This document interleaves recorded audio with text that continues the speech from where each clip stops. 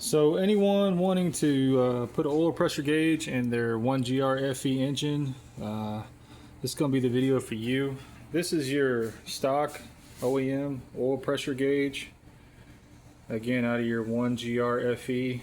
It's either going to be your Toyota FJ Cruiser or your Toyota 4Runner, early Toyota Tundras, Toyota Tacoma, and overseas you got a whole bunch of other vehicles that have this engine, but this is your oil pressure sending unit. They're pretty common in these motors from the early 2000s all the way up to the teens. It's going to be right there on top of your oil filter housing. And if you have like the second gen, the dual VVT, I don't know if it's going to be there or not because your oil filter's down below, but this is what it's going to look like.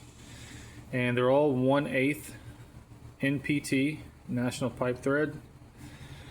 And you're going to take that out with either a 23 millimeter or a 15/16. You can use either one. It's not in there real tight, so it's not like you really got a crank on it.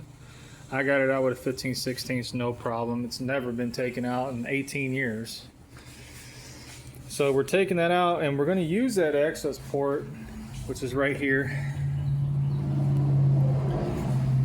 And we're going to split it off. And in order to do that, I went on Amazon and ordered two different kind of T-fittings. This one has one on top and one on the side. And I got this other one just in case that one didn't work, whether it be too tall or too wide or whatever. They're both around $6 a piece. I'll put the links down below. So we're going to be able to split it so we can use this and the oil pressure sending unit for the new gauge. This is a gauge I got also on Amazon. It's like a no-name brand. Really didn't want to spend another $60–70 on an auto meter because that's usually where I go, is auto meter. I went ahead and gave this one a try. Seems pretty good reviews. It's got LED backlighting. It's got a white face. They got options for a black face as well.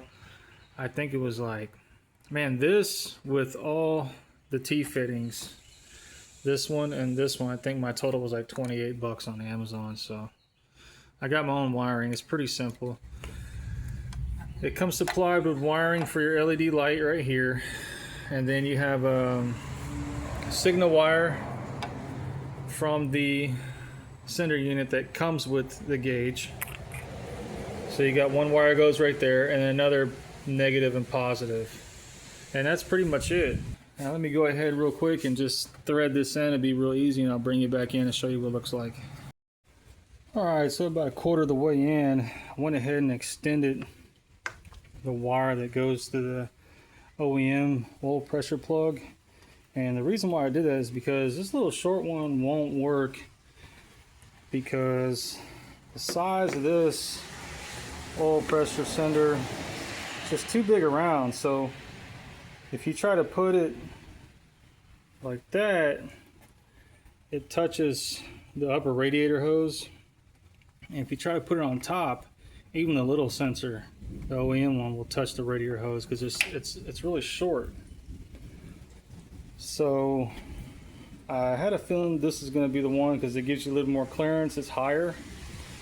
So we'll have to put the big one on top and the OEM one on this side. That's why I had to extend that wire, because it's going to have to come, instead of going straight down, the wires have to come around a little bit and loop to the side. See how this is on the side? So we have the T-fitting down at the bottom, stainless steel. It came with a washer, but you're not going to thread it in all the way where you need a washer. You don't need Teflon tape. What I did with all the threads was brush on some anti-seize. We're screwing stainless steel into aluminum housing, and with this T-fitting right here, let me get a wrench up. And with this T-fitting that's down here, right there, you got to thread it in to where this hole faces out. So it gets a little snug, but you can tell you can still go in enough without really damaging or jeopardizing the threads down this aluminum housing. And then you put the OEM down there, and this is the aftermarket right here. Now the nut for this one is up under, and you can't really reach in there unless you got one of those really stubby 3/4 inch, or I think it's an 18 millimeter wrench. So I got it in the best I can, the best I could with my hand, and I put a rag on it and got some vice grips and very gently grabbed it, and it wasn't very hard, and I turned it to where it's snug enough to where the end where I got to connect the wire is more in this direction, because I want to run this wire from right here all the way around through here, somewhere around over there, into the firewall. Now I'm going to go ahead and run it for about 15 seconds just to make sure there's no oil leaks, and I'll move on to the next step. All right, I got it wired in and sitting up under my Autometer Phantom temperature transmission sensor. It kind of looks just like it. It's got the white face. I mean, it matches, so it's really good. Let's go ahead and turn the key and see what it does. All right, lights up really good, really bright. Turn my flashlight off and you can see the difference. There we go. Little light bulb in the back is loose. I need to update this bulb to a white light, like an LED bulb. And I think they'll match. So yeah, let's go ahead and give it a crank.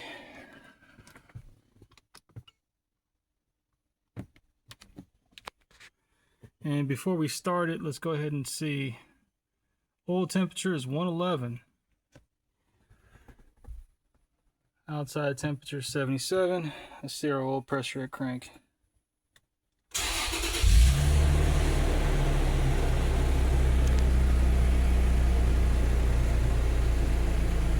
It went up to 80 and it's coming back down to 60.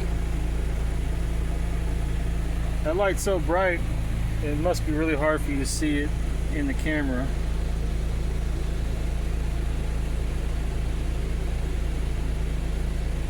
It's pretty good oil pressure. Let's go take it for a drive. Alright, coming out of the driveway here. Put it in drive, it looks like it dropped down to 40.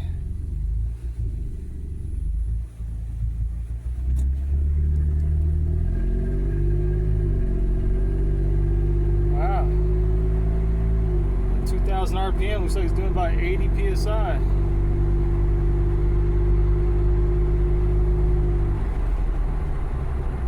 Let's come to a stop here. Slowing down, coming to about 50.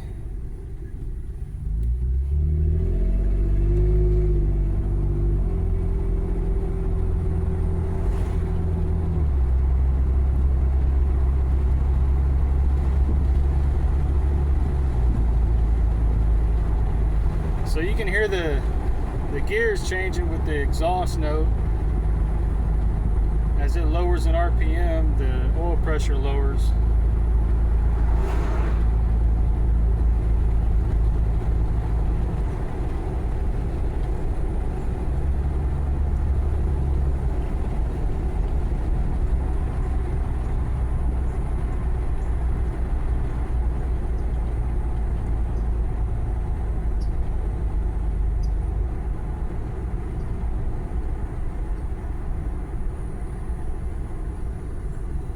Coming to a complete stop.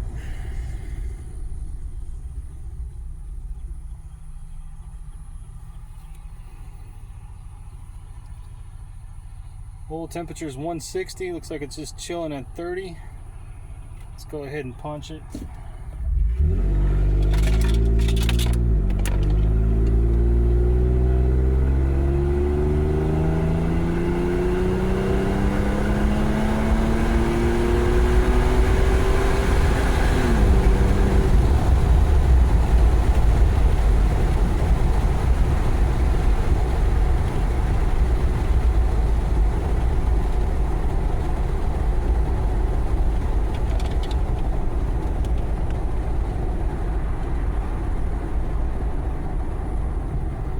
Not bad. Full throttle looked like it hit about 90 PSI.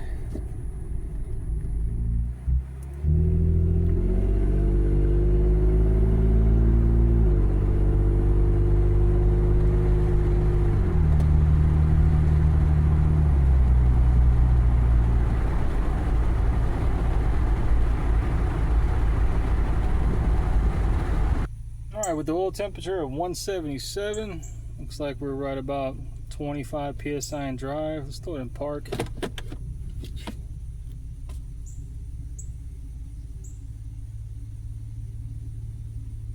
It's like it's chilling around 30, just idling. It's not bad. Give it some gas while I'm sitting in park and just see it go up. Pretty neat, man.